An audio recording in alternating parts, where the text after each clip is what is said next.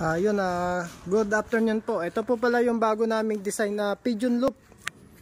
Ayan, customized po yan na pigeon loop na collapsible po yan.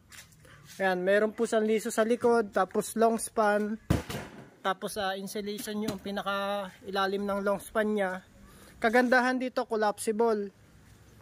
Tapos meron siyang sa ito, natatanggal din to, may sarili siyang trapdoor. Ito, nabababa yan. Ayan, baba mga imon. Tapos ito, naiaangat. Angat mo nga ito, imon. Ayan. Aangat yan. Tapos ito, kagandahan dito, may trapdoor yan. Double trapdoor, sarado mo yun, imon. Kunyari, pumasok na yung kalapati dito. Pagdating dito, may trapdoor pa yan, oh. Ayan. Tapos pagdating nun, pasok na yun sa loob. Wala na silang magagawa kundi pumasok.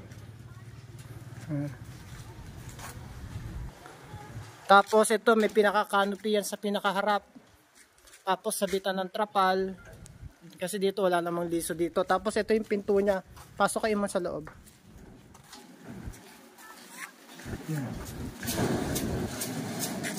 Ang sukat po niyan, 43 inches by 43 inches. Tapos 64 inches yung taas.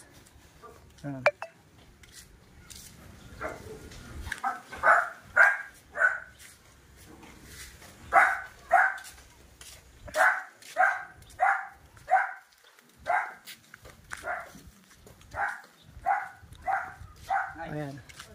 Buksan mo uli mo yung trapdoor. Ayan. Ayan. Open siya. Sarado mo, imon. Ayan na. Tapos yung mga flooring niya 1x1 na 1/4 yan. Ginawa namin ng paraan. Okay na po. PM po kayo sa price po nito bago naming design. Okay na po.